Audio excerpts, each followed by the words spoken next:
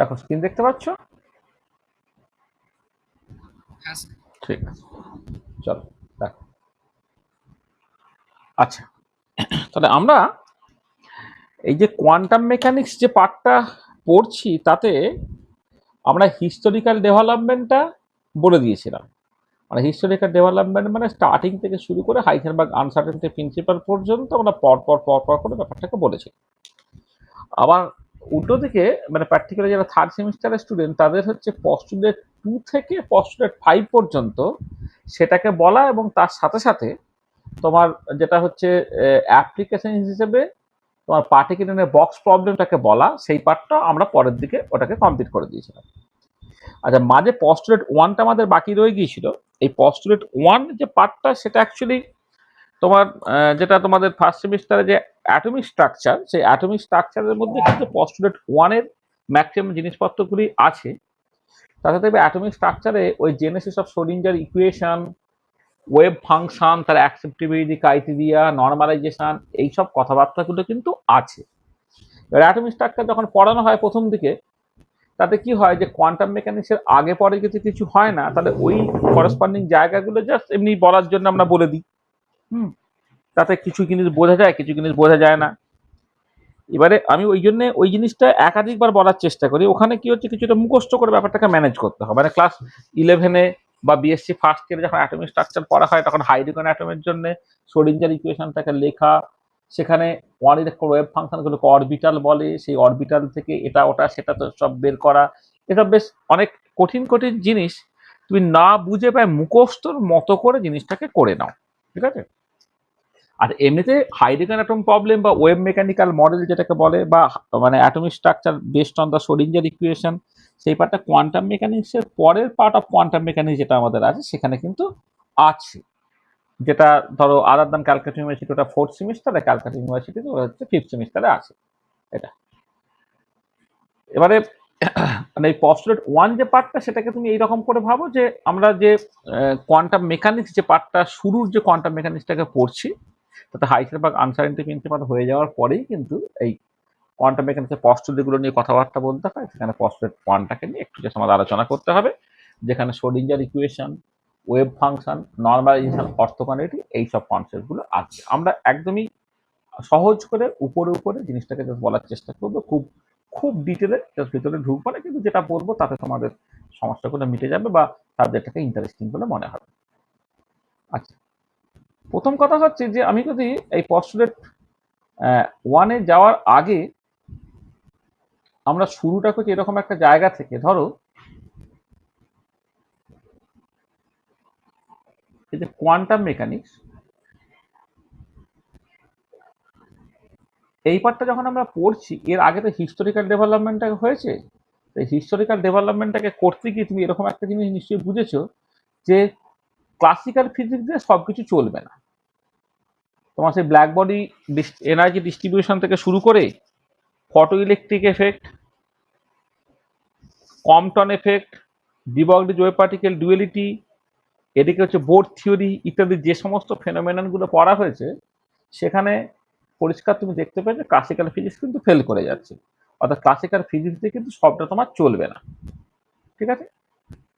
তাই classical physics যদি সবটা না চলে, তাহলে উপায়টা কি, ওয়ে আউটটা কি?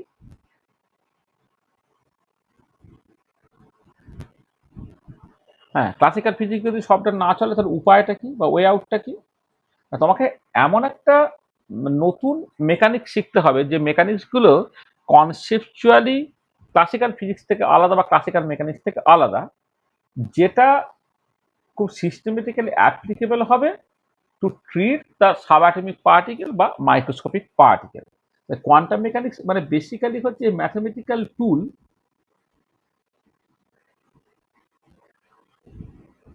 Mathematical tool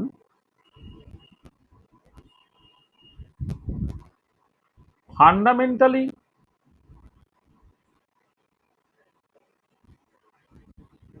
different from classical mechanics, and that can be applicable to understand the static and dynamical properties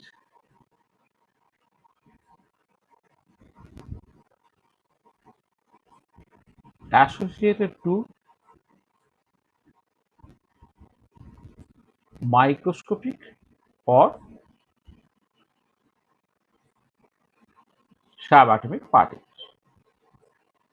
মানে এক কথায় যদি কোয়ান্টাম মেকানিক্স বলতে তুমি কি বুঝছো, না কোয়ান্টাম মেকানিক্স মানে হচ্ছে একটা mathematical tool fundamentally different from the classical physics or classical mechanics, and that can be applicable to understand the static and dynamical property associated to microscopic or subatomic particle. মানে মূলত microscopic বা subatomic পার্টিকেলের static বা dynamical বিহেভিয়ারটা classical ফিজিক্সে তুমি explain করতে পারো না, বিভিন্ন সত্ত্বে তুমি প্রবলেমে পড়ছো, সেটাকে ওভারকাম করার জন্য তোমাকে ফান্ডামেন্টাল ডিফারেন্ট একটা মেকানিক্স তোমাকে ব্যবহার করতে হবে, যেটা হচ্ছে তোমার কোয়ান্টাম মেকানিক্স। এবং সেই কোয়ান্টাম মেকানিক্সের মধ্যে সাডেনলি ওয়েভ পার্টিকেল ডুয়েলিটি এই কনসেপ্টটা থাকবে, সাডেনলি সেখানে হাইসেনবার্গ আনসার্টেনিটি প্রিন্সিপাল এই কনসেপ্টটা থাকবে, সাডেনলি সেখান থেকে এনার্জি ডিস্কে বা কোয়ান্টাইজড বেরোনোর একটা সম্ভাবনা থাকবে, এগুলো তোমার থাকবে।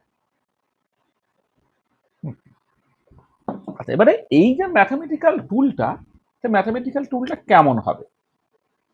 দেখো, এই ম্যাথামেটিক্যাল টুলটা কিন্তু ইউনিক নয়। আমি যে ম্যাথামেটিক্যাল টুলটাকে ব্যবহার করব, সেই ম্যাথামেটিক্যাল টুলটা কিন্তু ইউনিক না।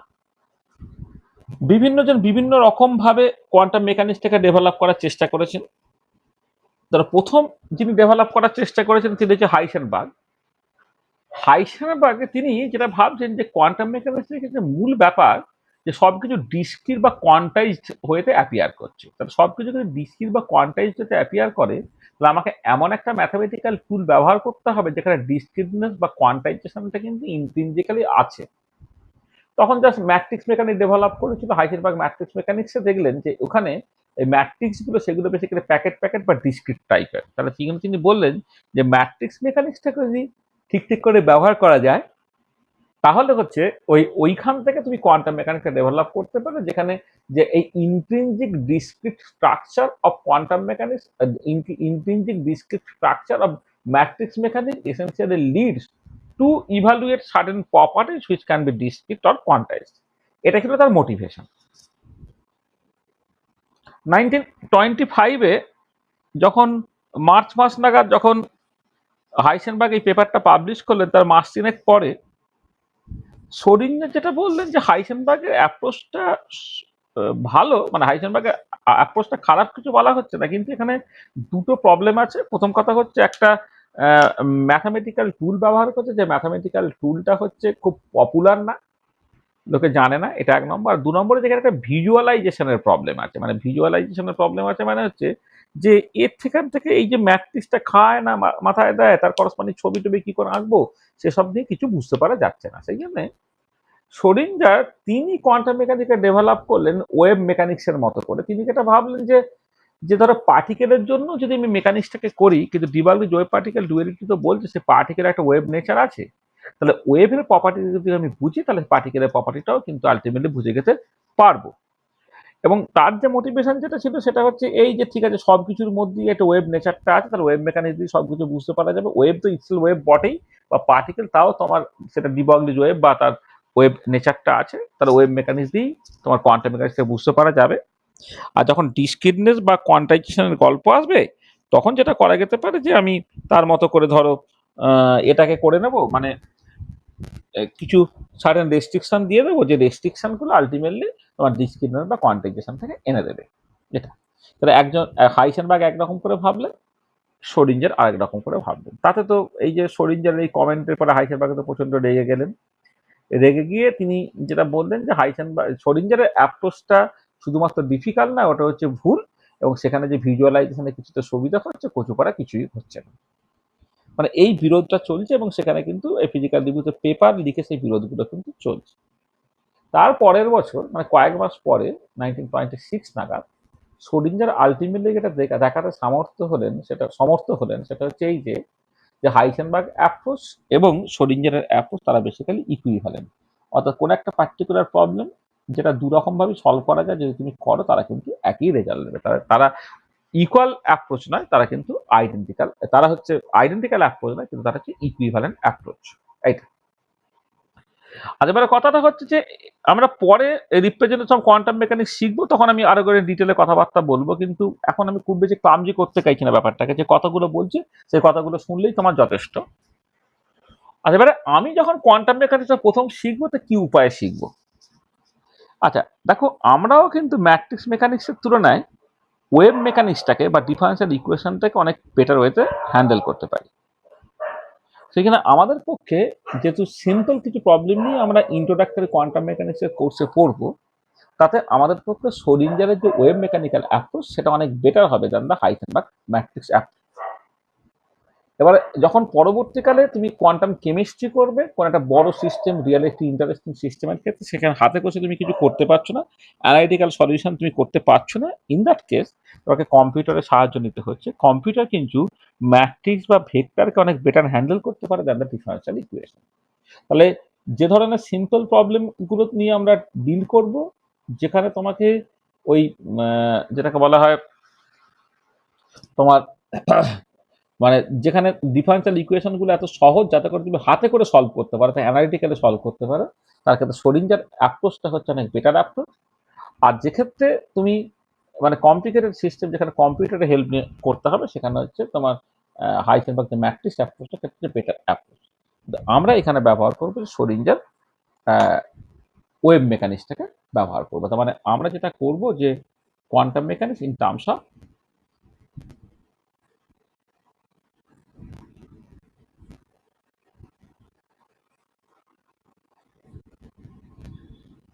যেখানে সোডিঞ্জার ওয়েভ মেকানিক্যাল অ্যাপ্রোচ,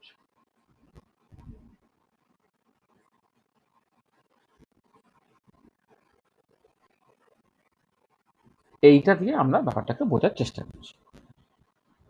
আচ্ছা, সোডিঞ্জার ওয়েভ মেকানিক্যাল অ্যাপ্রোচ সেটাকে অনেক সময় মানে পজিশন রিপ্রেজেন্টেশন বলে, সেটা পরে আসছে। পজিশন রিপ্রেজেন্টেশন কেন টানা বলে সেগুলো পরে আমি আসছে। সোডিঞ্জার ওয়েভ মেকানিক্যাল অ্যাপ্রোচ, তাতে স্টার্টিং পয়েন্ট যেটা,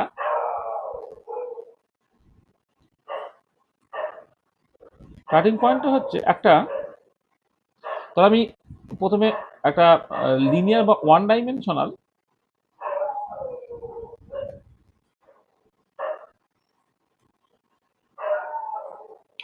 ক্লাসিক্যাল ওয়েভ ইকুয়েশনটাকে একটুখানি প্রথমে দেখি। থ্রি ডাইমেনশন আমি পরে যাবো, one dimensional classical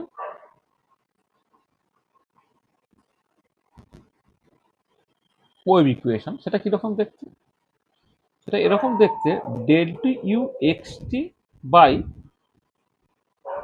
del x square equal to 1/v square into del two u x t by del t square. এইটা এইটা হচ্ছে তোমার one dimensional classical wave equation. আচ্ছা, ব্যাপারটা কিরকম দেখো, ধরো তুমি এইরকম করে ভাবো জিনিসটাকে, যে ধরো তুমি একটা দুদিকে দুটো দেওয়ালে একটা তারকে তুমি আটকে রেখেছো, আটকে তুমি কি করছো না, এটাকে একটুখানি নাড়িয়ে দিলে, নাড়িয়ে দেওয়ার জন্য কি হচ্ছে, তারটা তোমার এরকম হলো। আচ্ছা, এবারে এই যে ইকুইলিব্রিয়াম পজিশন, যেটা এই ইকুইলিব্রিয়াম পজিশন থেকে যে ডিসপ্লেসমেন্টটা, সেটাকে বলছে ইউ এক্স টি। তার মানে ইউ এক্স টি কে এখানে এখানে ইউ এক্স টিটা, এটাকে বলা হচ্ছে amplitude, amplitude which is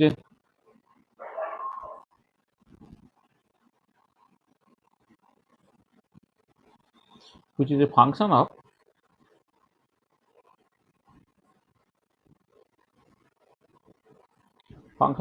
x and t. এইখানে কিন্তু এক্স ইকুয়াল টু জিরো তুমি ভাবো, এক্স ইকুয়াল টু এল যদি ভাবো, তাহলে এক্স থেকে তুমি কত দূরে আছো তার মতো করে হাইটটা নির্ভর করবে, এবং কোন সময় তুমি দেখছো তার উপরে নির্ভর করবে। তাই ইউ এক্স হচ্ছে amplitude which is a function of x and t, আর ভিটা হচ্ছে velocity, velocity of the wave. এটা হ্যাঁ 1/v², যেখানে ভিটা হচ্ছে ভেলোসিটি অফ দ্য ওয়েভ, ঠিক আছে, 1/v²।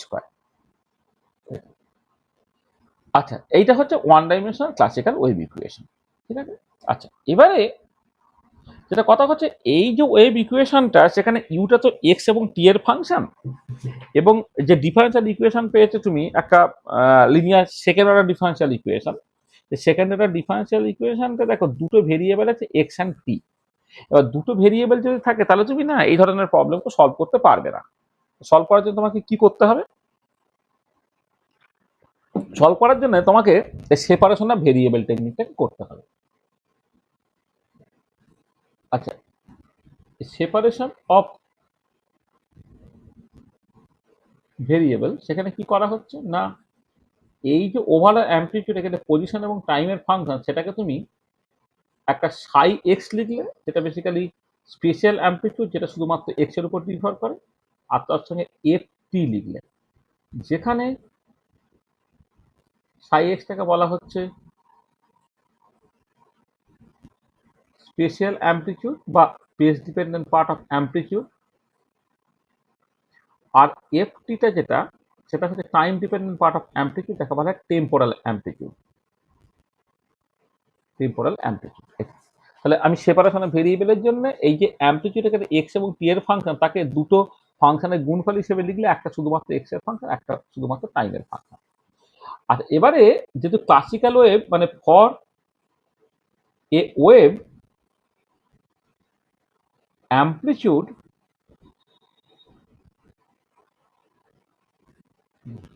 চেঞ্জেস পিরিয়ডিক্যালি, সেই জন্যে এফ টি এর ফর্মটা কি হবে? এফ টি এর ফর্মটা আইদার তোমার এ কস ধরো ওমেগা টি টাইপের দেখতে হলো, অথবা এটা হচ্ছে তোমার বি সাইন ওমেগা টি এরকম টাইপের দেখতে হলো, অথবা তাদের মানে এ সাইন এ কস ওমেগা টি বা বি সাইন ওমেগা টি এরকম ভাবে লিখতে পারো, অথবা এটা e to the power i omega t এরকম ভাবে লিখতে পারো। মোটামুটি এই রকম মানে একটা পিরিয়ডিক ফাংশন, যে পিরিয়ডিক ফাংশন, এটা বেসিক্যালি কি হচ্ছে, এটা হচ্ছে তোমার মানে এখানে একটা কনস্ট্যান্ট সি তুমি দিতে পারো, একটা কনস্ট্যান্ট সি তুমি দিতে পারো, সেটা অসুবিধার কিছু নেই। এটা মানে e to the power i omega t হচ্ছে cos omega t plus sine omega t, তাদের কম্বিনেশন আর কি। মানে আইদার সাইন লেখো অথবা কস লেখো, অথবা তোমার e to the power i omega t একটা কনস্ট্যান্ট তুমি সি লিখলে। এফ টি কিন্তু এটা কিন্তু অ্যাম্পলিটিউডটা পিরিয়ডিক্যালি চেঞ্জ হবে টাইমের সাথে সাথে আর কি, সেখানে এর এই টাইমের সাথে সাথে ইভলিউশনটাকে তুমি এইরকম ভাবে দেখাতে পারছো। তো ভালো, তাহলে যে কোনো একটা নিয়ে স্টার্ট করো তুমি, ধরে নাও তুমি এই মানে যে কোনো একটা নাও, এটা তুমি এইটা নিতে পারো, অথবা এইটা নিতে পারো, অথবা এইটা নিতে পারো, যে কোনো একটা কিছু তুমি নিতে পারো। যে কোনো একটা নিই, আমি বললাম যে লেট এই ইউএক্সিটা জাস্ট সিম্পলি সাই এক্স ইন্টু, এটা ধরো তোমার এই কনস্ট্যান্টটা আনইম্পর্টেন্ট, কারণ কনস্ট্যান্ট দুদিক থেকে তোমার কেটে চলে যাবে, এটা ই টু দি পাওয়ার ধরে না আই ওমেগা টি টাইপের দেখতে, মানে এই যে আগের কনস্ট্যান্টটা, মানে আমি এখানে প্রপোর্শনাল লিখতে বলে এই যে কনস্ট্যান্টটা বা এই যে কনস্ট্যান্টটা, এই যে কনস্ট্যান্টটা আমার দরকার নেই, কারণ একটা ফাংশনের সঙ্গে কনস্ট্যান্ট গুণ হলে না কিছু পাল্টায় না, এটা এটা এখানে e to the power i omega t এইভাবেই লিখছি। হ্যাঁ, মানে ব্যাপারটা দেখো না, জাস্ট সিম্পলি বোঝার চেষ্টা করো যে যখন তুমি এই আলটিমেটলি এই ইকুয়েশনটা লিখবে, যদি তোমার কনস্ট্যান্ট থাকে, তাহলে এখানে যে কনস্ট্যান্ট থাকবে সেখানে সেই কনস্ট্যান্টই থাকবে, কনস্ট্যান্ট তো অটোমেটিক্যালি কেটে যাবে। সেই জন্য আলাদা করে কনস্ট্যান্টটা লেখা না লেখা সমান আর কি। ওই জন্য আমি জাস্ট একটা অ্যাপ্রক্সিমেটলি লিখে আর কনস্ট্যান্ট এখানে লিখিনি। সেই জন্য ইউ এক্সটিটা সাই এক্স ছিল, আর এফ টি এর জায়গায় ধরো e to the power i omega t এইটুকু তুমি লিখবে। এটা লিখবে, এটা তুমি সাই এক্স কস ওমেগা টি লিখতে পারতে, সাই এক্স সাইন ওমেগা টি লিখতে পারতে, আবার সাই x e to the power i omega টিও লিখতে পারো, যেটা খুশি তুমি লেখো, তাতে কিন্তু ব্যাপারটা একই দাঁড়াবে। হ্যাঁ, তাহলে এবারে দেখো, যদি তুমি del u x t by del এক্সটাকে ক্যালকুলেট করে কি হবে, e to the power i omega t যেমন রয়ে গেছে, এই এটা এক্স এর রেসপেক্টে ডেরিভেটিভ করে টাইম ডিপেন্ডেন্ট পার্টটা আলাদা হয়ে গেল, এটা ডি সাই এক্স বাই তোমার ডিএক্স হয়ে গেল। কারণ সাই এক্সটা কিন্তু শুধুমাত্র এক্স এর ফাংশন, সেখানে এখানে পার্সিয়াল ডেরিভেটিভ লেখা নর্মাল ডেরিভেটিভ লেখার মধ্যে কোনো তফাৎ নেই। আর আমার লাগবে সেকেন্ড ডেরিভেটিভটা, del two u x t by del x square, যদি দেখো সেটা কি হবে, e to the power i omega t, আর এটা হয়ে যাচ্ছে d two psi x by d x square. এটা ঠিক আছে? আচ্ছা, এবারে একই রকম করে এগেন এখানে দেখো, তুমি যদি del u x t by del টিটাকে করতে কি হবে না, সাই এক্সটা যেমন আছে রয়ে গেল, e to the power i omega t যেমন আছে রয়ে গেল। এবারে এই আই ওমেগা টি পার্টটা ডেরিভেটিভ হলে একটা আই ওমেগা তোমার অ্যাডিশনালি এখানে থেকে যাচ্ছে। আর আরেকবার ডেরিভেটিভ করো, del two u x t by del t square, সেখানে আই ওমেগাটা দুবার আসবে, আই ওমেগা তার স্কোয়ার হচ্ছে, সাই এক্স হচ্ছে, e to the power i omega t হচ্ছে। তারপর আই স্কোয়ার মানে -1, তার মানে মাইনাস ওমেগা স্কোয়ার,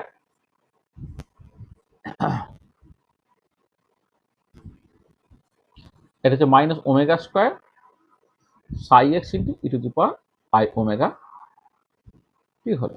আর সেকেন্ড ডেরিভেটিভটা যখন করছো দেখো, আই ওমেগা আরেকবার আসবে e to the power i omega t থেকে, আই ওমেগা স্কোয়ার মানে হচ্ছে মাইনাস ওমেগা স্কোয়ার হয়েছে psi x e to the power i omega t হলো। তাহলে আমি কতগুলো জিনিস একটুখানি বলা দরকার ছিল, ধরো ইকুয়েশন নাম্বারগুলো দিয়ে দিই। এটা 1 নম্বর ইকুয়েশন, এইটা হচ্ছে তোমার 2 নম্বর ইকুয়েশন, এটা ধরো তোমার 3 নম্বর ইকুয়েশন, তো এটা 4 নম্বর ইকুয়েশন, এটা হচ্ছে তোমার 5 নম্বর ইকুয়েশন।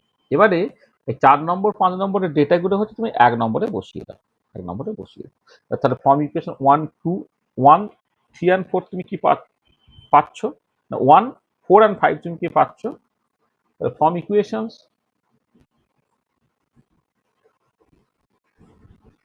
1 4 and 5 উই গেট কি, দেখো এখানে তোমার i omega t e to the power i omega T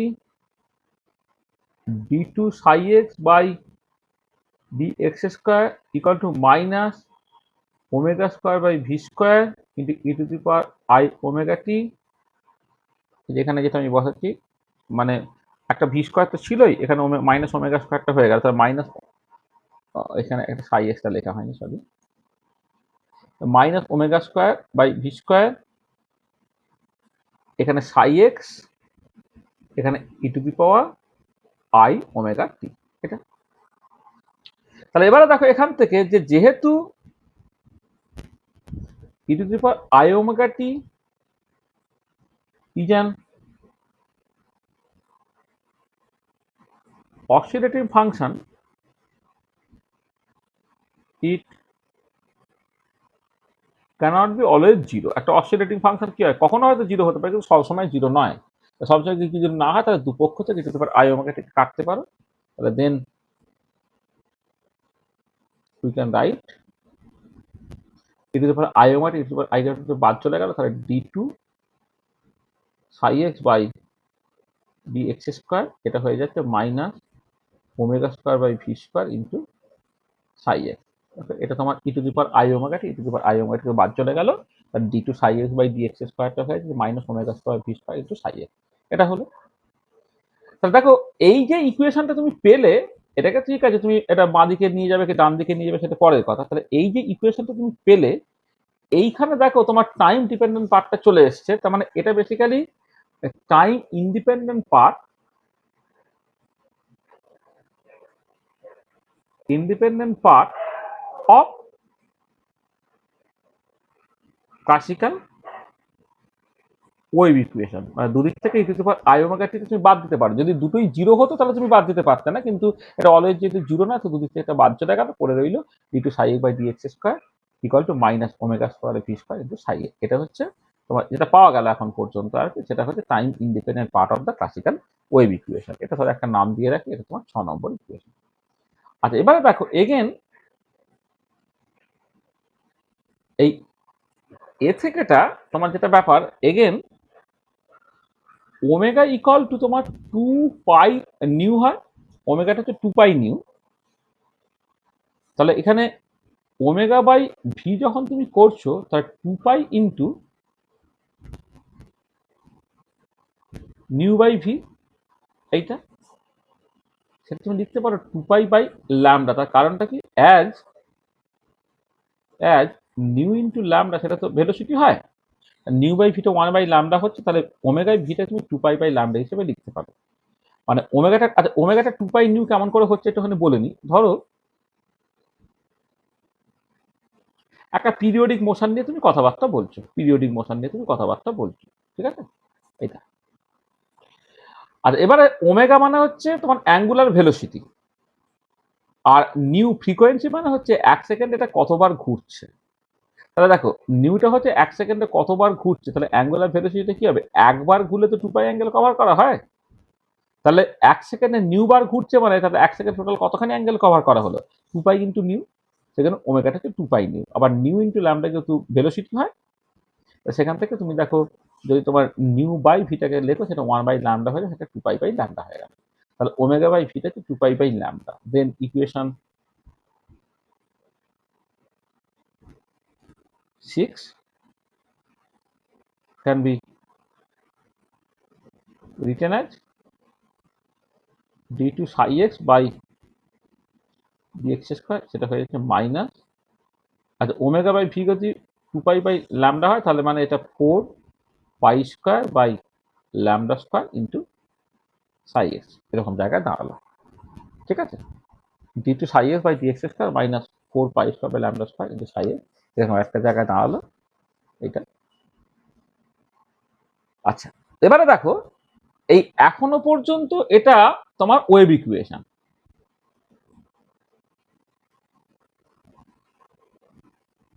this is still a classical wave equation, মানে দিস ইজ স্টিল এ না করে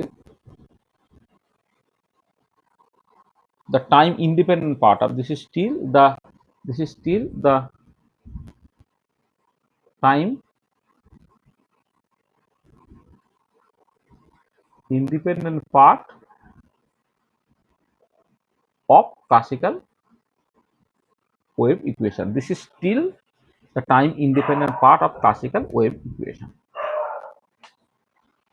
ঠিক আছে, এটা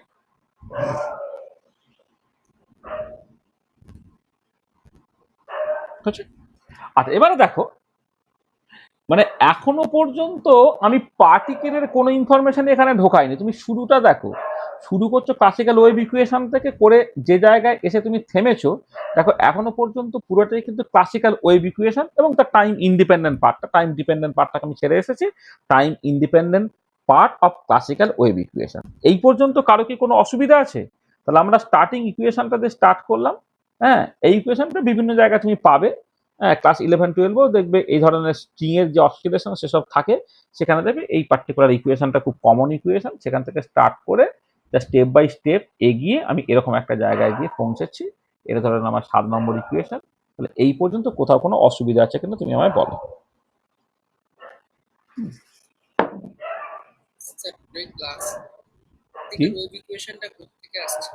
এই যে ক্লাসিক্যাল ওয়েভ ইকুয়েশন ডিরাইভ করা যায়, যে ক্লাসিক্যাল ওয়েভ ইকুয়েশন এটা কিন্তু এর তোমার মানে এটা তোমার 11-12-এর বইয়ে যেখানে স্ট্রিং এর অসিলেশন আছে না, হ্যাঁ মানে একটা একটা স্প্রিং তার অসিলেশন 12-এ পড়েছো?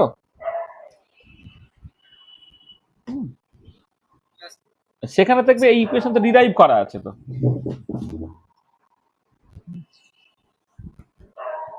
হ্যাঁ এখানে ডিরাইভ করা আছে কিন্তু আমাদের বইও তো আমি সম্ভবত করে দিয়েছি। না ব্যাপারটা হচ্ছে এটা তো ওয়েভের ইকুয়েশনে কি হবে, তুমি ধরো না যে এটা মানে হারমোনিক অসিলেটর থেকে শুরু করে সব জায়গায় মানে ওয়েভ তো, মানে ওয়েভ মানে তো তার মোশনটা পিরিয়ডিক, তাই না? মানে একটা ওয়েভের যখন তুমি অ্যামপ্লিটিউড ইকুয়েশনটা দেখবে সেটা অসিলেট করবে না, মানে ওয়েভটা কেমন দেখতে হয়, সাইন কার্ভ বা কস কার্ভের মতো না। তুমি যে কোনো একটা ওয়েভের তোমাকে একটা ছবি আঁকতে বললাম, ওয়েভের ছবি কেমন করে আঁকবে বলো, কিন্তু এরকম করে আঁকবে। মানে আমি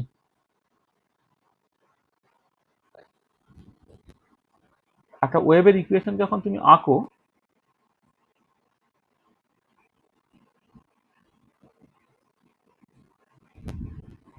ধরো আমি তোমাকে দেখাচ্ছি আর কি, মানে একটা রাফলি একটা ছবি এঁকে তোমায় দেখাই।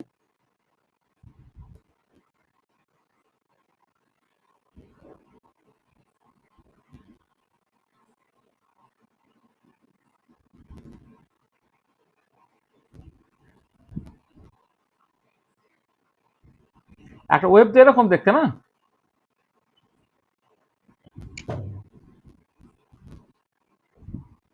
তাহলে সাইনের কাপ যদি তুমি আঁকো তাহলে এটা এরকম দেখতে, একটা ওয়েভ তো এরকম দেখতে।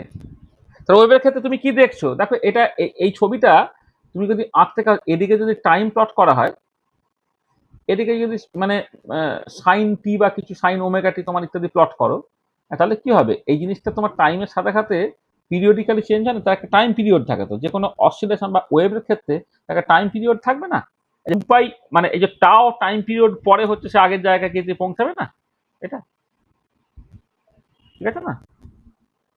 মানে আমি যদি ধরো এফটিটাকে as a function of time plot করি, সেটা পিরিয়ডিক হয়, তাহলে পিরিয়ডিক হচ্ছে বলেই তো আমি তোমার এফটি এক্সপ্রেশনটা তোমাকে এরকম লিখতে হচ্ছে, ঠিক আছে, বুঝতে পেরেছো কৌস্তব? হ্যাঁ বুঝেছো? আচ্ছা আচ্ছা, তাহলে দেখো যেটা বলছিলাম, তাহলে এখনো পর্যন্ত আমি যে জায়গায় আছি সেটা স্টিল একটা ক্লাসিক্যাল ওয়েভ ইকুয়েশন। এখানে কিন্তু দেখো পার্টিকেলের কোনো ইনফরমেশন কিন্তু এখনো কোথাও ঢোকানো হয়নি। দেখো থ্রু আউট যা করা হয়েছে, কোথাও ক্লাসিক্যাল ওয়েভ ইকুয়েশন থেকে শুরু করে স্টেপ বাই স্টেপ এগিয়ে এগিয়ে এগিয়েই আমি 7 নম্বর ইকুয়েশনে পৌঁছেছি। এখনো পর্যন্ত এটা একটা ক্লাসিক্যাল ওয়েভ ইকুয়েশন। আচ্ছা, এবারে কথাটা হচ্ছে যে মানে let us assume that this is very crucial point, a ভীষণ important point. Let us assume that this wave equation is applicable this wave equation is applicable for matter wave also, matter wave also. দাঁড়া এক minute ধর।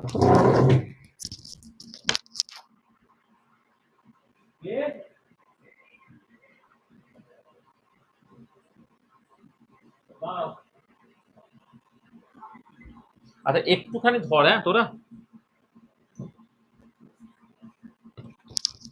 হ্যাঁ 1 minute একটু wait কর, হ্যাঁ 1 minute wait কর।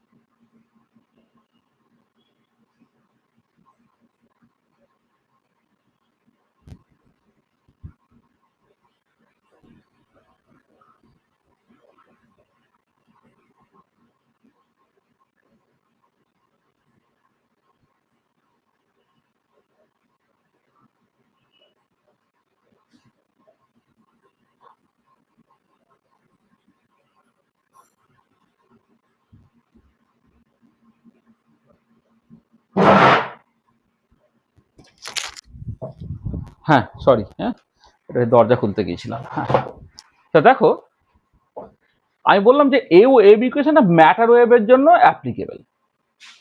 দেখো ক্লাসিক্যাল ওয়েভ ইকুয়েশন তো ম্যাটার ওয়েভের ক্ষেত্রে অ্যাপ্লিকেবল হবে কি হবে না আমি কিন্তু জানি না, কিন্তু এখানেই হচ্ছে একটা পস্টুলেট ঢুকে গেল বা অ্যাজামশন ঢুকে গেল, যে আমি বললাম যে এই ইকুয়েশনটা ম্যাটার ওয়েভের জন্য applicable,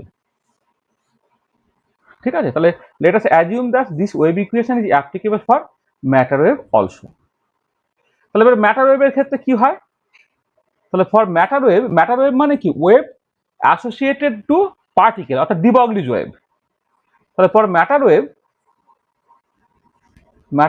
or wave associated to particle, ল্যামডাটা কি হয়, এইচ ওভার পি হয়, যেখানে এইচটা হচ্ছে প্লাঙ্ক কনস্ট্যান্ট, পিটা হচ্ছে মোমেন্টাম, এসব তোমার জানা আছে। তাহলে দেখো এই যে এইটা যদি 8 নম্বর ইকুয়েশন বলো, এটা এটা হচ্ছে ম্যাটার ওয়েভের জন্য ওয়েভ অ্যাসোসিয়েটেড টু পার্টিকেল, সেটা ল্যামডা হচ্ছে এইচ ওভার পি এইটা হচ্ছে তোমার কোথা থেকে পাচ্ছ না ডি ব্রগলিস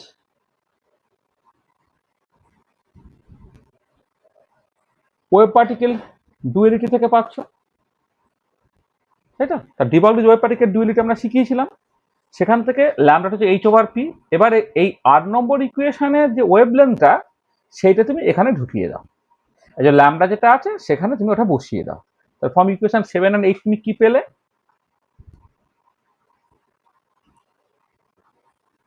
ফ্রম ইকুয়েশন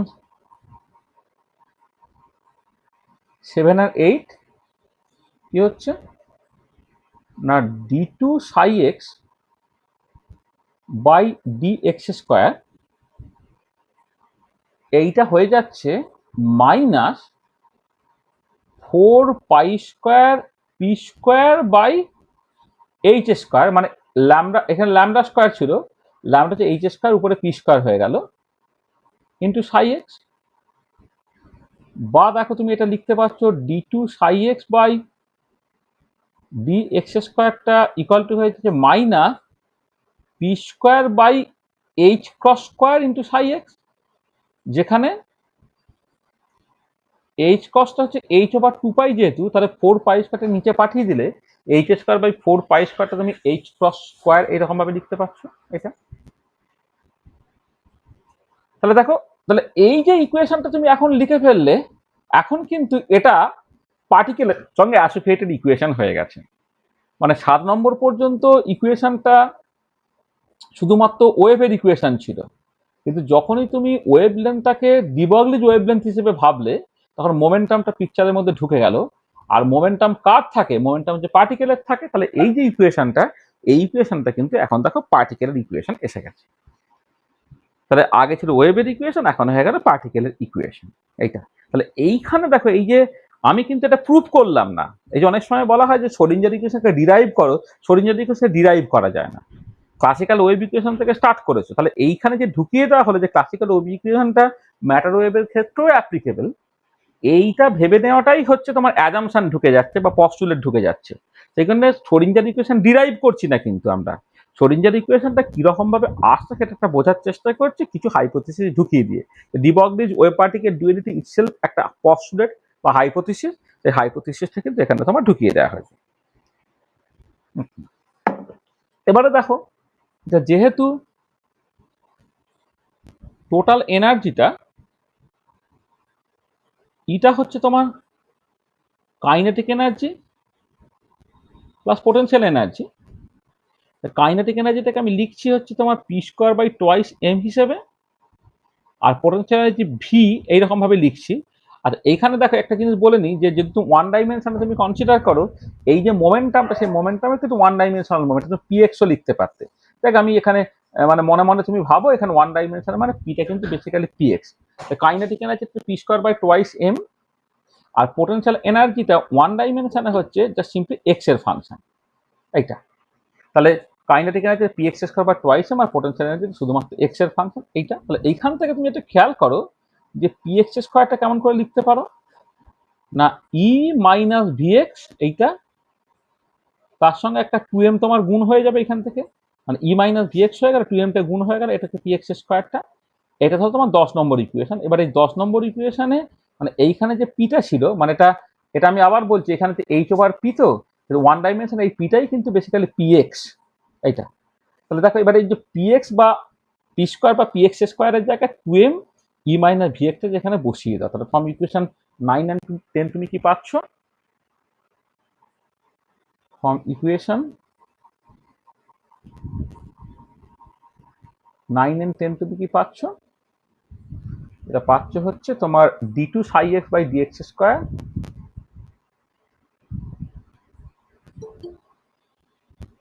এখন কি আসছে রে বাবা ক্লাসে? ক্লাস শেষ হতে চললো, এখন সব আসছে।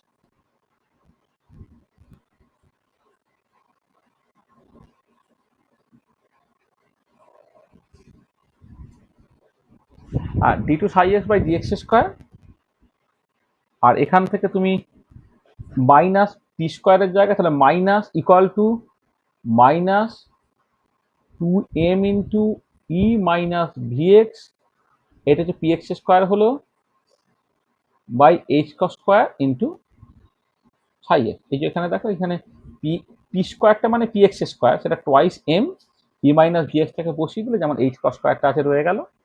তাহলে এইখান থেকে তুমি কি পাচ্ছ দেখো, এখানে minus h cross square by twice এমটাকে এদিকে গুণ করে দাও, তাহলে d two psi x by d x স্কোয়ারটা হলো।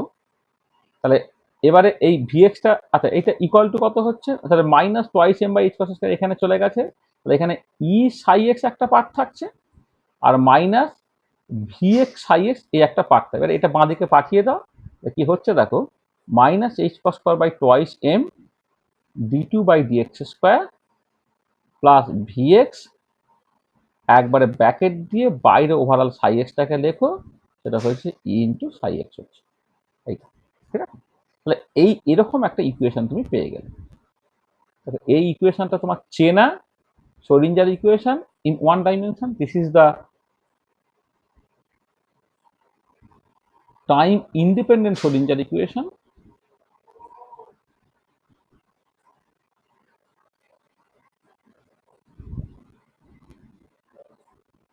This is the time independent Schrodinger equation in one dimension. One dimension time independent Schrodinger equation টা হয়ে গেল minus h cos square by twice m d2 by dx square plus vx into psi x equal to e into psi x. হলো? তাহলে বুঝতে পারলে যে কেমন করে টাইম ইন্ডিপেন্ডেন্ট Schrodinger ইকুয়েশনটা তৈরি হলো, তার একটা রাস্তা আমরা কাছে বলার চেষ্টা করলাম। কিন্তু আমি আবার বলছি যে এটা মানে এই নয় যে তুমি Schrodinger ইকুয়েশন একটা ডিরাইভ করলে, কারণ Schrodinger ইকুয়েশনে ডেরিভেশন হয় না। তুমি এটা একটা পস্টুলেট, তুমি ক্লাসিক্যাল ওয়েভ ইকুয়েশন থেকে স্টার্ট করেছো এবং তুমি মাঝে ধরে নিয়েছো যে ক্লাসিক্যাল ওয়েভ ইকুয়েশনটা ম্যাটার ওয়েভের জন্য অ্যাপ্লিকেবল বা ডি ব্রগলি ওয়েভের জন্য অ্যাপ্লিকেবল। সেইটাকে ধরে নিয়ে তুমি এরকম একটা স্ট্রাকচার দাঁড় করাতে পেরেছো, সেটাই হচ্ছে time independent Schrodinger equation in one dimension. দেখো, তাহলে যেটা বলা হলো এই পর্যন্ত পরিষ্কার?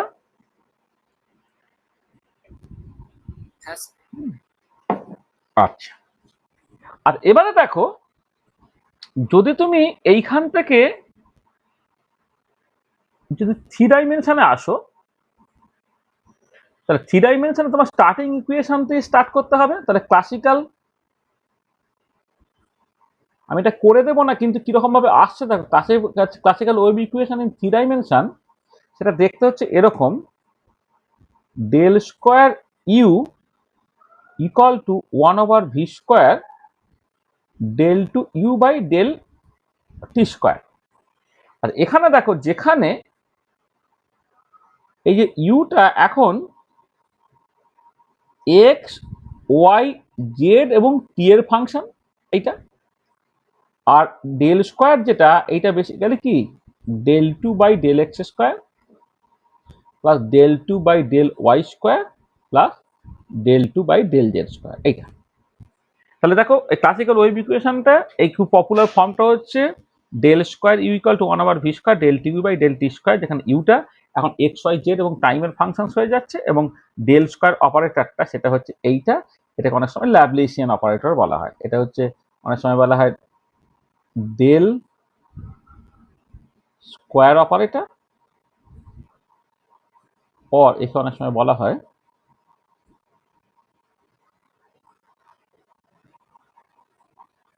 ল্যাপ্লিশিয়ান অপারেটর। মানে ব্যাপারটা কিরকম করে আসে একটুখানি বলে নিই, যে তোমার এই যে ডেল এটা একটা ভেক্টর, যেটা মনে হচ্ছে আই তার unit vector into del del x plus unit vector along y axis into del del y plus unit vector along z axis del del z, যেখানে তোমার i j and k are the unit vectors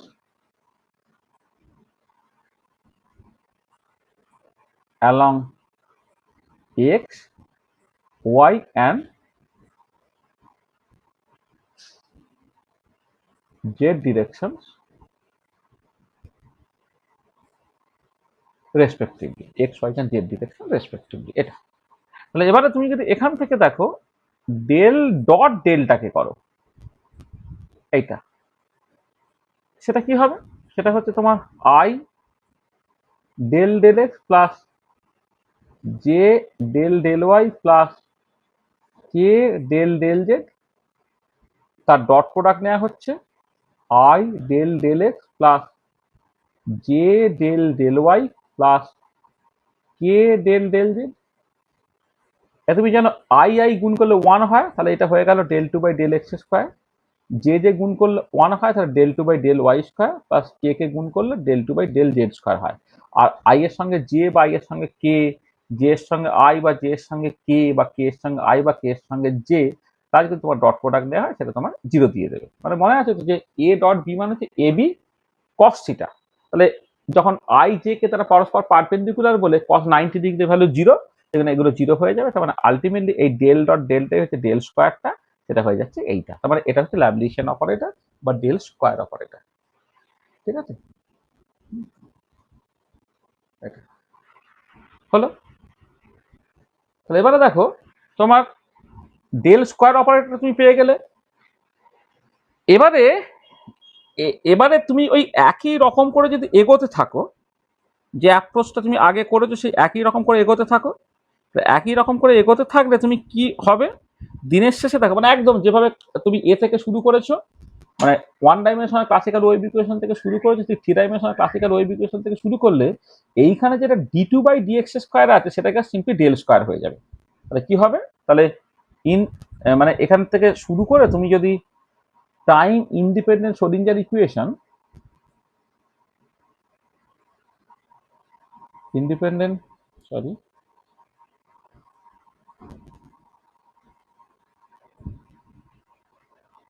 Schrodinger equation in 3 dimension করে, সেটা কি হবে minus h cross square by twice m. প্রথমে expressively একবার লিখি del two by del x square plus del two by del y square plus del two by del z square এইটা। আচ্ছা, potential energy পার্টটা এখন শুধুমাত্র এক্স এর function নয়, এক্স ওয়াই জেড এর ফাংশন হবে। আচ্ছা, এবারে space part of the amplitude সেটা বেসিক্যালি আবার এক্স ওয়াই জেড এর ফাংশন হবে, আর ডান দিকে তোমার ই সাই এক্স ওয়াই জেড হলো। তাহলে এইটা expressively time independent Schrodinger equation 3 dimension, আর অবশ্যই এটা ইন কার্টিজিয়ান কোঅর্ডিনেট সিস্টেম। এটা পোলার কোঅর্ডিনেট সিস্টেমে অন্যরকম হবে, ইন কার্টিজিয়ান কোঅর্ডিনেট সিস্টেম। মানে পোলার কোঅর্ডিনেট সিস্টেমে জিনিসটা আর থিটা ফাই দিয়ে হবে।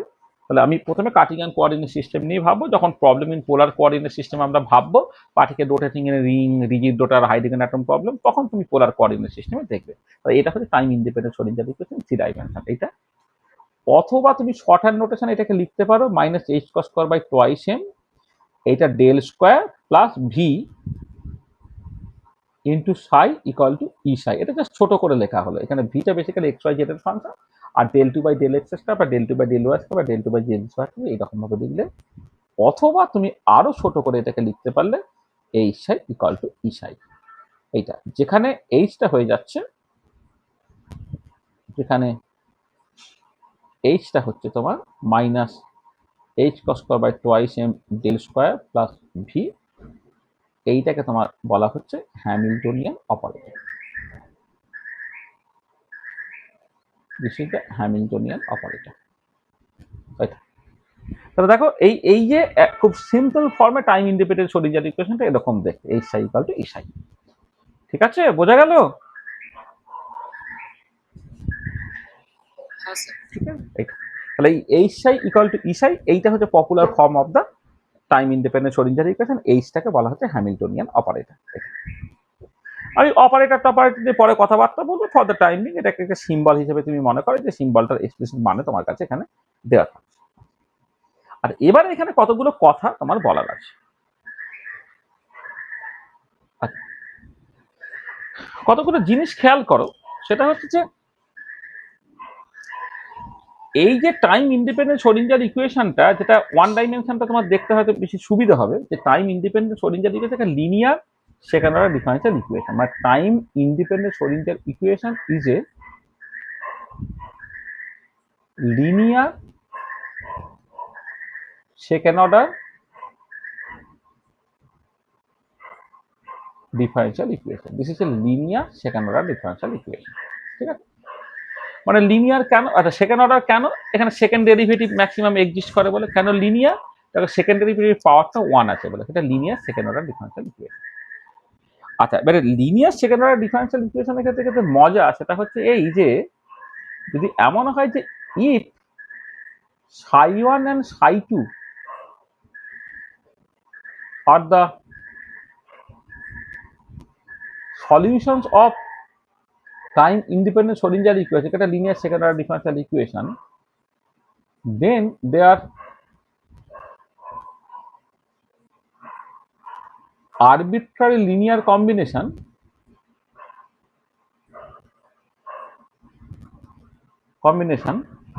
C1 psi1 plus C2 psi2, মানে আচ্ছা লিনিয়ার কম্বিনেশন মানে psi1 psi2 তার পাওয়ার গুলো 1 1 ধরেছো, আর আরবিট্রারি লিনিয়ার কম্বিনেশন মানে C1 C2 ভাবে যা খুশি হতে পারে। আরবিট্রারি লিনিয়ার কম্বিনেশন এটাকে সাই দিয়ে নাম দাও, সাই সমান C1 psi1 plus C2 psi2 is also a solution of the same time independent Schrodinger equation। এটা ঠিক আছে, মানে ব্যাপারটা কিরকম ধরো, মানে মানে ব্যাপারটা যা সিম্পলি এরকম, গিভেন আমি সিম্বলিক্যালি লিখছি H psi one equal to e Sai one and H psi two equal to e Sai two. এইটা এবারে দেখো নাও এইচ যখন সাই এর উপরে কাজ করছে, অর্থাৎ এইচটা যদি তোমার c one psi one plus c two psi টুর উপরে কাজ করে, আচ্ছা এইচের যে প্রপার্টিটা মানে এইচের যদি এক্সপ্লিসিট ফর্মটা তুমি দেখো, ধরো এখানে আমি বলি যে ওয়ান ডাইমেনশন, এই যদি ফর্মটা তুমি দেখো এখানে c one psi one plus c two psi টুর উপরে কাজ করলে কি হবে, তোমার দেখো সি ওয়ানটা তুমি বাইরে বের করে রাখতে পারো, এই পুরো জিনিসটা সাই ওয়ানের উপরে কাজ করলো, প্লাস সি টুটাকে বাইরে বের করে পুরো জিনিসটা আবার সাই টুর উপরে কাজ করলো। সেখানে এটাকে তুমি লিখতে পারো এইরকম করে c one h psi one plus c two h psi two, এরকম ভাবে লিখতে পারো। আমি পরে শেখাবো, কারণ এই যে লিনিয়ার অপারেটর, এটা পরে শেখাবো লিনিয়ার অপারেটর কাকে বলে। ফর দ্য টাইম বিং তুমি মেনে নাও যে এইচটা একটা লিনিয়ার অপারেটর, তাহলে এটা তুমি লিখতে পারবে c one h psi one plus c two h psi two. এবারে সি ওয়ান হলো এই সাই ওয়ান, এই ইকুয়েশন থেকে তুমি কি পেলে ই সাই ওয়ান, প্লাস সি টু এই সাই টু থেকে কি পেলে ই সাই টু। তুমি ইটাকে কমন নাও, তাহলে পড়ে থাকবে কত c one psi one plus c two psi two, তার মানে কি হলো ই ইন্টু সাই হলো। এটা তার মানে দেখো যে আরবিটার লিনিয়ার কম্বিনেশনটা কিন্তু তার একটা সলিউশন করছে। তাহলে এটা এটা একটা লিনিয়ার ইকুয়েশনের বৈশিষ্ট্যই হচ্ছে এইটা। তুমি দেখবে যখন সেই লিনিয়ার ইকুয়েশন সলভ করেছো, সেই let the trial function e to the power alpha x দিয়ে তুমি একটা সলিউশন পেলে, তারপরে জেনারেল সলিউশনটা তুমি এইরকম ভাবে লিখেছো c one psi one plus c two psi two, এরকম ভাবে তুমি লিখেছো। তাহলে এটা লিনিয়ার ইকুয়েশন বলে, এরকম একটা প্রপার্টি সে হোল্ড করবে। আচ্ছা এবারে যেটা নেক্সট যেটা ইম্পর্টেন্ট পয়েন্ট দেখো, সেটা হচ্ছে যে তোমার যেটা ভীষণ ইম্পর্টেন্ট পয়েন্ট, সেটা হচ্ছে যে ধরো আমি যদি ডিম্যান্ড করি if we demand psi 1 and psi 2 are real, then psi যেটা c1 psi 1 plus c2 psi 2 may in general be complex। কি করে দেখো, এখানে আরবিট্রারি লিনিয়ার কম্বিনেশন আমি বলছি, আমি ধরো বললাম যে লেট সি ওয়ানটাকে তুমি জাস্ট ধরো একটা একটা একটা রিয়েল নাম্বার ধরলে, আর সি টুটাকে হচ্ছে একটা ইমাজিনারি নাম্বার ধরলে। এটা তো আরবিট্রারি লিনিয়ার কম্বিনেশন, তো ইমাজিনারি নাম্বার যেখানে আই আছে ধরো, তুমি যারা মনে মনে ধরো সি ওয়ানটাকে ওয়ান ভাবো সি টুকে আই ভাবো, তাহলে কি হবে এটা সাই one plus I Sai two. তাহলে সাই ওয়ান সাইটা কিন্তু ইভেন রিয়েলও হয়, সাইটা কিন্তু ইন জেনারেল কমপ্লেক্স হবে। তার মানে এই যে ওয়েভ ফাংশনগুলোকে তুমি যে নেসেসারি রিয়েল ধরবে এটা কিন্তু বাধ্যবাধকতা নেই। তার মানে এটা দাঁড়াচ্ছে ওয়েভ ফাংশনটা পরের কথা, যেটা মোদ্দা কথা হচ্ছে সেটা হচ্ছে যে সাই ইজ ইন জেনারেল কমপ্লেক্স। এটা ওয়েভ ফাংশন বলে কিনা আমি পরে আসছি। সাই ইজ ইন জেনারেল কমপ্লেক্স, সাই হচ্ছে ইন জেনারেল কমপ্লেক্স, এটা তোমাকে মাথায় রাখতে হবে। তাহলে এই যেহেতু এটা linear second order differential equation, তার প্রপার্টি থেকে আমি জাস্ট বলে দিতে পারছি সাইটা কিন্তু ইন জেনারেল কমপ্লেক্স হবে। তাই এটা বুঝতে পেরেছে এখন পর্যন্ত যে সাইটা কেন ইন জেনারেল কমপ্লেক্স। একটা স্পেশাল কেসে রিয়েল হতে পারে, কিন্তু জেনারেলি সেটা হচ্ছে কমপ্লেক্স, মানে নেসেসারি রিয়েল হবে এরকম আমি কিছু বলতে পারি না।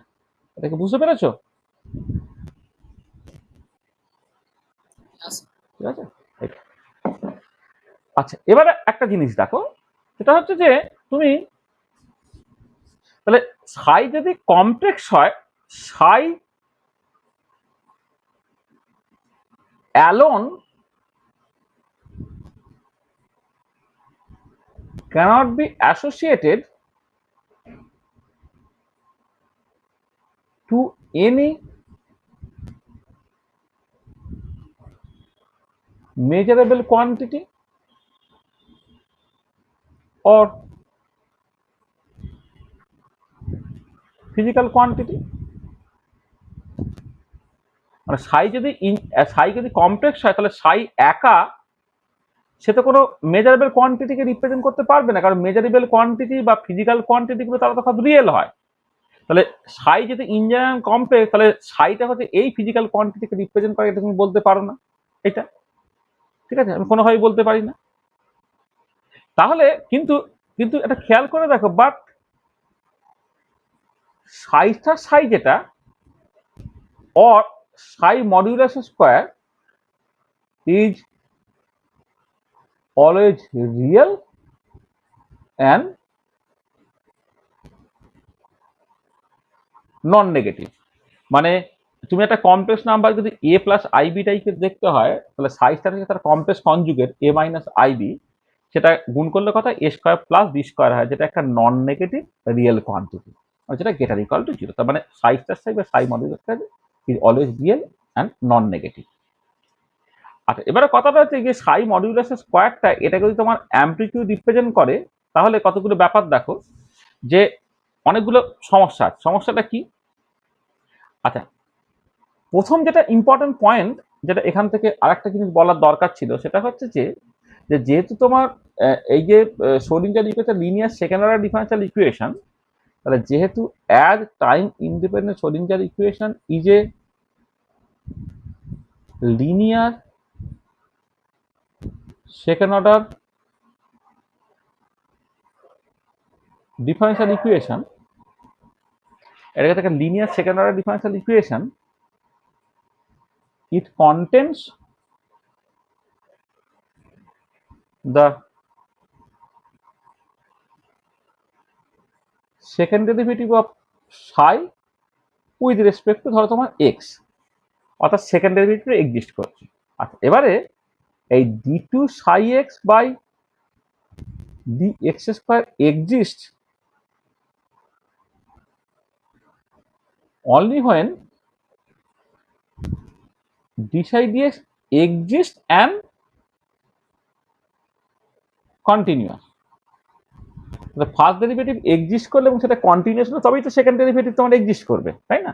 তোমার d2 psi x by dx square exists only when first ডেরিভেটিভটা এক্সিস্ট করবে এবং কন্টিনিউয়াস হবে।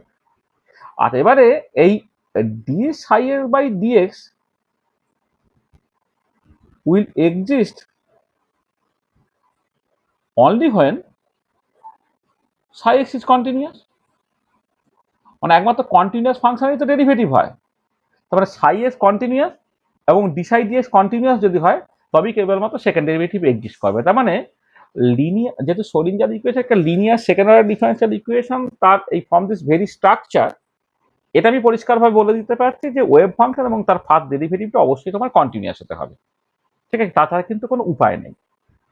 আচ্ছা, এবারে দেখো এইখান থেকে যেটা ইম্পর্টেন্ট পয়েন্ট, যদি আমি মনে মনে ভাবি, ইফ উই ডিমান্ড দ্যাট এই সাই modulus square represents energy density. কেন এটা বলছি দেখো, আমি তো ক্লাসিক্যাল ওয়েভ ইকুয়েশনে সাইটা একটা অ্যামপ্লিটিউড রিপ্রেজেন্ট করছিল। তো সাই যদি অ্যামপ্লিটিউড রিপ্রেজেন্ট করে, তাহলে সাই মডিউলাস স্কোয়ারটা তোমার এনার্জি ডেনসিটি রিপ্রেজেন্ট করবে। মানে অ্যামপ্লিটিউডের স্কোয়ারটা হচ্ছে এনার্জি ডেনসিটি হয় ক্লাসিক্যাল ওয়েভের ক্ষেত্রে, হ্যাঁ? মানে আমি অন্যভাবে বলি যে এটা এটা এক লাইন জাস্ট একটুখানি এগিয়ে দিই। If we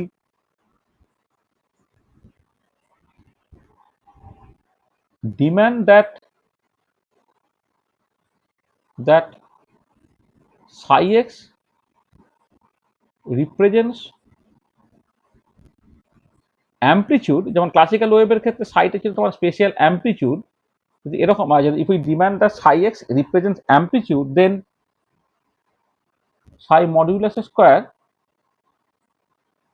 must be proportional to energy density. এটা আচ্ছা, এবারে যেহেতু তোমার সাই ইজ কন্টিনিউয়াস, আমি আগেই দেখলাম যে ওটা অ্যাকসেপ্টেবল হতে গেলে সাই এস কন্টিনিউয়াস হতে হবে। As Sai is continuous, Sai modulus square can have any arbitrary value, তো যা খুশি ভ্যালু থাকতে পারে, any arbitrary value, that is energy density will be continuous. তাহলে এনার্জি ডেন্সিটি তোমার কন্টিনিউয়াস হবে। কিন্তু এক্সপেরিমেন্ট কি বলে, বাট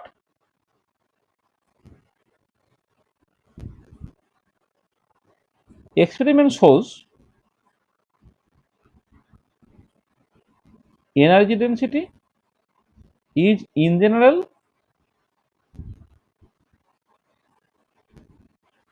discrete or quantized। তুমি দেখো মানে যে জন্য কোয়ান্টাম মেকানিক্সটা তোমার আসছে, সেই পার্টিকেল বক্স প্রবলেম, তারপরে তোমার atomic line Spectra, temperature dependence of heat capacity of solid, photo electric effect, প্রত্যেক জায়গাতে এনার্জিটা ডিসক্রিট বা কোয়ান্টাইজ হিসেবে অ্যাপিয়ার করছে। তাহলে আমি যদি বলি যে যেহেতু ক্লাসিক্যাল ওয়েভের ক্ষেত্রে সাইটা তোমার অ্যাম্পলিটিউড রিপ্রেজেন্ট করেছে, তাহলে এখানেও সাইটা তোমার ওরকম অ্যাম্পলিটিউড টাইপের কেউ কাউকে রিপ্রেজেন্ট করবে।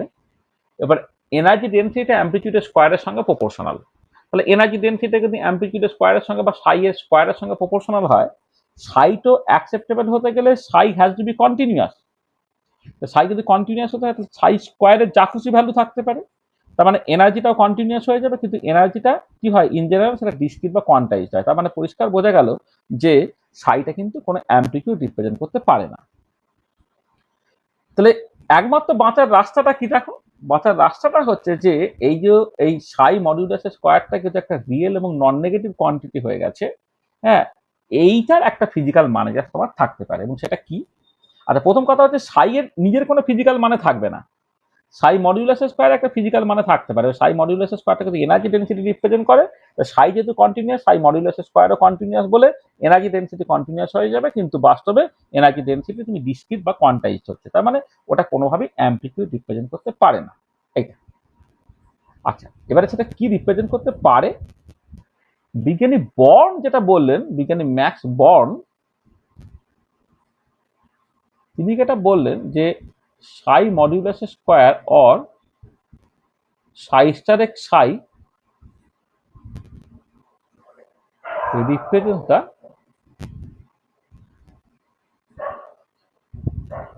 probability density। মানে আদারওয়াইজ তুমি এইরকম ভাবে ভাবতে পারছো, আদারওয়াইজ ধরো তুমি যদি সাই স্টার এক্স সাই এক্স ডিএক্স এইটাকে লেখো, এইটা represents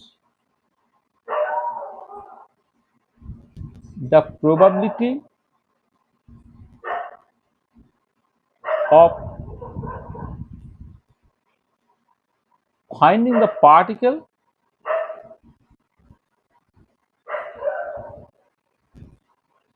within the region x and x plus dx। এইটাকেই বলা হচ্ছে বর্নস probabilistic or statistical interpretation of wave function। This is the born probabilistic statistical interpretation of wave function. তার মানে বিজ্ঞানী বর্ন যেটা বলে তার লজিক আছে, সে লজিকটা আমি এখন বলবো না, লজিকটা আমি নেক্সট ক্লাসে বলবো। আগে এটা হজম করো, তারপর আমি পরের ক্লাসে আরেকটু ডিটেলে ঢুকে যে কেন এটাকে প্রবাবিলিটি ভাবতে গেলে সেটা বলবো। কিন্তু এইটুকু অন্তত তুমি বুঝতে পারছো যে প্রবাবিলিটি ডেন্সিটি সেটা নন নেগেটিভ রিয়েল কোয়ান্টিটি হয়, সাই মডিউলাস স্কোয়ারটাকে নন নেগেটিভ রিয়েল কোয়ান্টিটি। সেখান থেকে ম্যাক্স বর্ন যেটা সাজেস্ট করবে সেটাকে সাই মডিউলাস স্কোয়ার বা সাই plus Sai represent the probability density. In other words, psi star x psi x dx represent the probability of finding the particle within the region x and x plus dx। This is the Born's probabilistic or statistical interpretation of wave function। এটা তাহলে ঠিক আছে, তাহলে আমি এখান থেকে কি বললাম দেখো, তার মানে যেটা হচ্ছে যে তোমার মানে যেটা হচ্ছে যে, আচ্ছা এখানে একটা কথা একটুখানি বলে নেওয়া উচিত ছিল কোন একটা জায়গাতে, এইখানে একটুখানি বলে নিই যে এই যে solution of Schrodinger equation,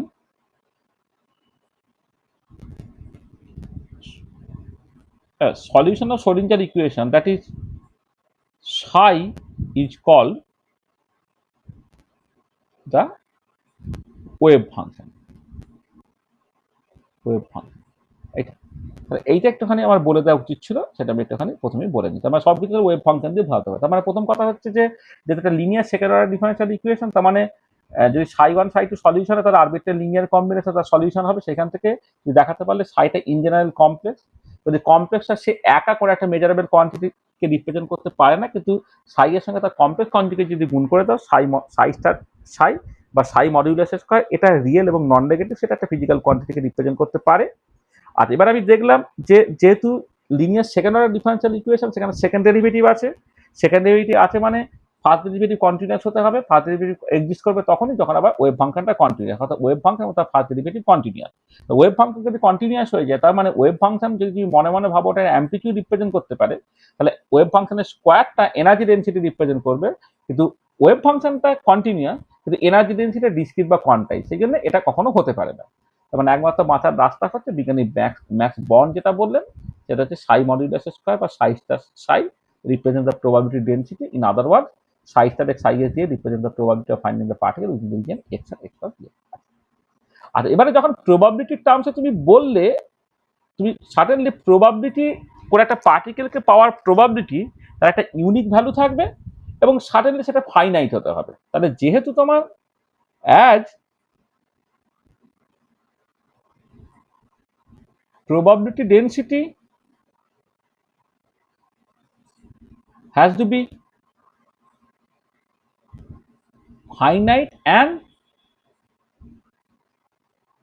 single value, মানে কোন একটা পার্টিকুলার পয়েন্টে প্রবাবিলিটি তো কখনো ইনফিনিটি হয়ে যেতে পারে, সেটা একটা ফাইনাইট ভ্যালু থাকবে। আর কোন একটা পার্টিকুলার পয়েন্টে প্রবাবিলিটি তো একাধিক ভ্যালু থাকতে পারে, সেটা সিঙ্গেল ভ্যালু হতে হবে। As probability density has to be finite and single value, the wave function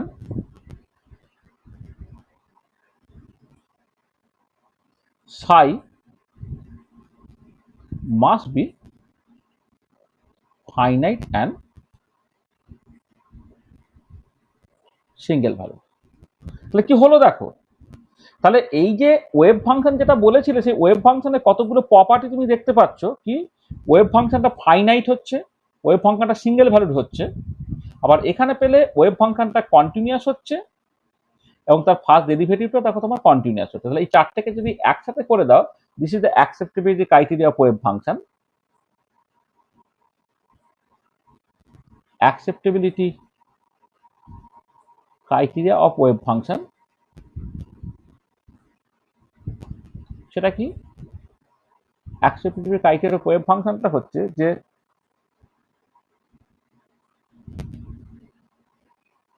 within the given domain, given domain মানে এক্স এর ভ্যালু যেটা বলে দেওয়া থাকবে সেটা আর কি, within the given domain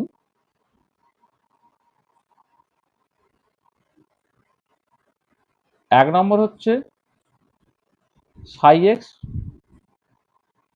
must be finite,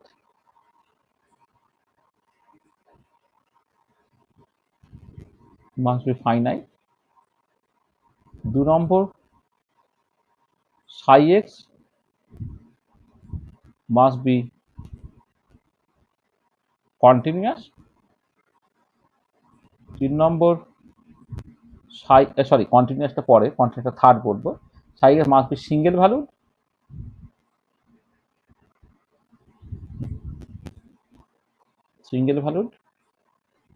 psi x must be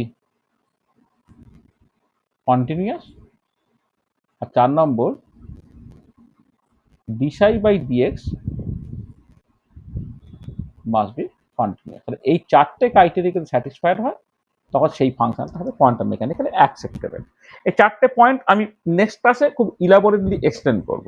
এটা ঠিক আছে, এটা নিয়ে আমাকে ডিটেলে আলোচনা করতে হবে। তাহলে আমরা আর লাস্ট একটা স্লাইড বলবো, মানে আর একটা কথা বলবো, দেখো তাহলে যা এখন পর্যন্ত করা হলো সেটাকে তুমি সামারাইজ করো। সেটা হচ্ছে এই যে তাহলে any quantum state of a particle is described by a function psi which is called the wave function or state function. Psi is finite single valued, আচ্ছা এখানে একটা বলে নেওয়া ভালো, উইদিন দ্য গিভেন ডোমেইনটা একটুখানি জুড়ে দেওয়া উচিত। উইদিন দ্য গিভেন ডোমেইনটা এখানে খুব important. Within the given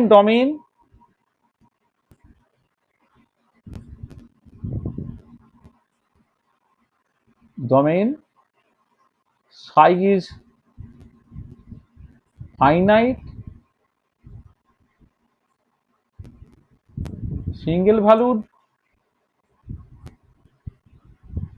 continuous with its continuous first derivative. আচ্ছা, psi has an important property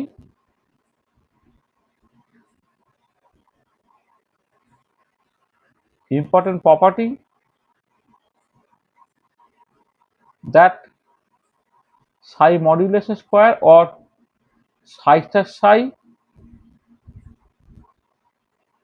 represents the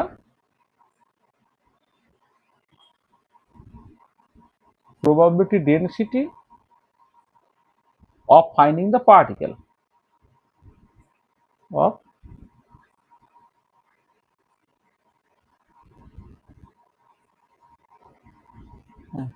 represent the probability density of finding the particle. আর তার সঙ্গে additionally হচ্ছে যে আচ্ছা everything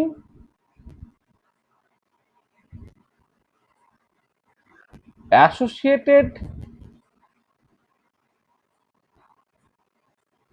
to the particle, everything associated with the particle can in principle be obtained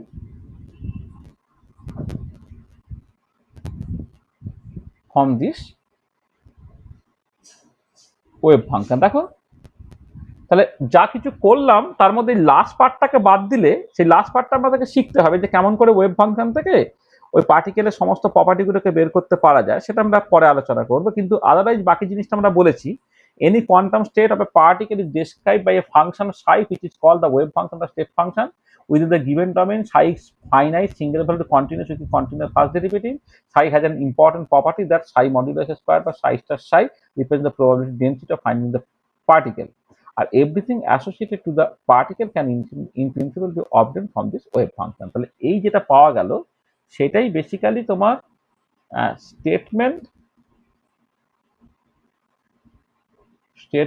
of postulate 1 of quantum mechanics. তাহলে কোয়ান্টাম মেকানিক্সের first পস্টুলেটের স্টেটমেন্টটা হচ্ছে এই। দেখো তার স্ক্রোডিঞ্জার ইকুয়েশনের জেনেসিসটা এবং সেইখান থেকে ওয়েভ ফাংশন তার অ্যাকসেপ্টেবিলিটি ক্রাইটেরিয়া এবং সেখান থেকে পস্টুলেট 1 এর স্টেটমেন্ট এটা আমরা বললাম। এখানে কোনো অসুবিধা আছে? ঠিক আছে, ওই যে কোয়ান্টাম স্টেট মানেই তো ওয়েভ ফাংশন, মানে যেটাই ওয়েভ ফাংশন সেটাই স্টেট ফাংশন সেটাই কোয়ান্টাম স্টেট আর কি।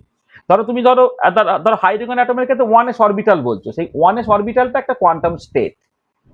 হ্যাঁ, 2s অরবিটাল এটা একটা কোয়ান্টাম স্টেট। বুঝতে পেরেছো? ঠিক আছে, তাহলে বোঝা গেল? যতটুকু বললাম ততটুকু পরিষ্কার হয়েছে? আচ্ছা আচ্ছা, তাহলে আজকে আমরা এই পর্যন্তই করব। আমরা 3টে ক্লাসে পস্টুলেট 1টাকে বলবো, এই মোটামুটি 1 ঘন্টা 1 ঘন্টা নয়, 1.5 ঘন্টা অ্যারাউন্ড ক্লাস। আমি 3টে ক্লাসে ব্যাপারটাকে বলতে পারবো। তাহলে নেক্সট ক্লাসে আমরা যেটা করব, নেক্সট লেকচারে, দেখো এই যে ওয়েভ ফাংশন তার সঙ্গে অ্যাসোসিয়েটেড কতগুলো প্রপার্টি আছে, সেই প্রপার্টিগুলোকে বলা। তাহলে প্রথম যে জিনিসটা বলার দরকার সেটা হচ্ছে যে কিছু এক্সাম্পলস দেখা, examples of quantum mechanically acceptable wave function. Quantum mechanically acceptable wave function, এটা নিয়ে একটু ডিটেল ডিসকাশনের দরকার আছে। সেখানে তোমার এই যে 4টে ক্রাইটেরিয়া স্যাটিসফাই করছে কিনা এগুলোকে দেখে দেখে জাস্ট বলতে হচ্ছে। আচ্ছা, কতগুলো কনসেপ্ট আছে, নর্মালাইজেশন, অর্থোগোনালিটি, আর হচ্ছে অর্থ নর্মালিটি।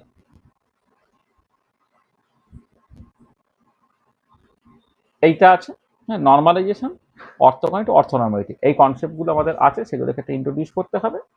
আর তারপরে একটু ডিজেনারেশন নিয়ে একটুখানি কথাবার্তা বলে দিতে হবে আর কি।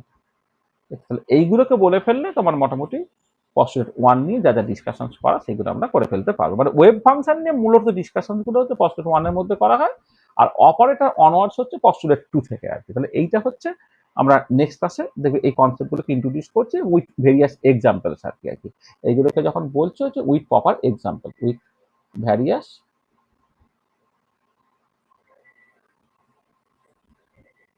এক্সাম্পল।